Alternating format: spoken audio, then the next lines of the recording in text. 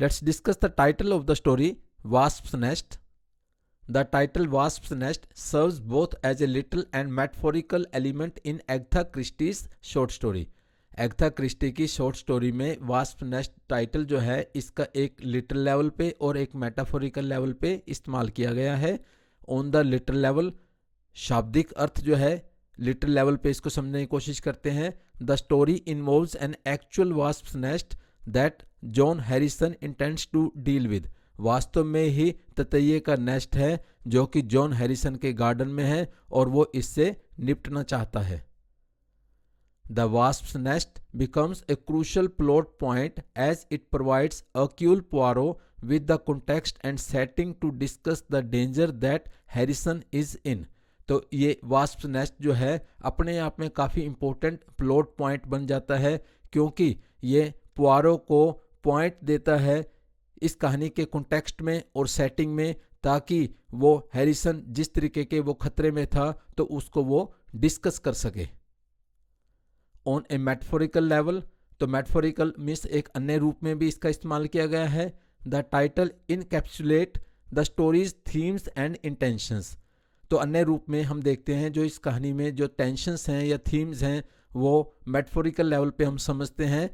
Wasps nest is a dangerous place. वास्तव में जैसा हम जानते हैं वास्प नेस्ट जो है अपने आप में एक खतरनाक जगह होती है. टीमिंग विद पोटेंशियल थ्रेट्स, इसमें कई संभावित खतरे होते हैं. One wrong move can provoke the wasps and result in painful stings. एक गलत कदम भी वास्प्स को प्रवोक कर सकता है, उकसा सकता है और वो दर्दनाक स्टिंग्स मतलब तरीके से डंक मार सकते हैं. सिमिलरली उसी तरीके से the relationships between the characters in the story are fraught with hidden dangers. तो यहाँ पर जो कैरेक्टर्स हैं उनके आपस की जो रिलेशनशिप्स हैं वो भी कई खतरों से भरी हुई है. Like a precarious emotional and psychological wasp nest. जिस तरीके से वास्प नेस्ट जो है अपने आप में कई तरीके से संभावित खतरे होते हैं, तो यहाँ रिलेशनशिप में भी इमोशनल और साइकोलॉजिकल लेवल पर कई खतरे हैं.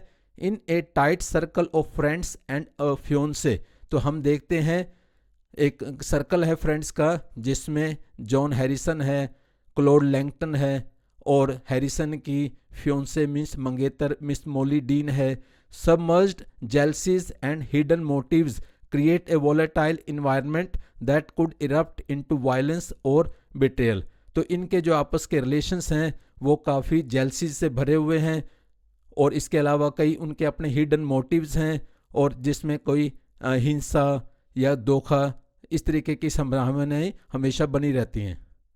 So the title Wasp's Nest serves to symbolize the complexities and hidden dangers in interpersonal relationships. तो इस तरीके से हम देखते हैं जो टाइटल है वो सिंबलाइज करता है कि वास्तव में जो जटिलताएं या हिडन डेंजर्स हैं इनके अपने इंटरपर्सनल रिलेशनशिप्स में, while also providing a little object and action around which the narrative folds. जिस तरीके से जो वास्प का नेस्ट होता है और यहाँ पर रियल इनकी रिलेशनशिप है तो लगभग उससे सारी चीज़ें एक दूसरे के ओत प्रोत हैं.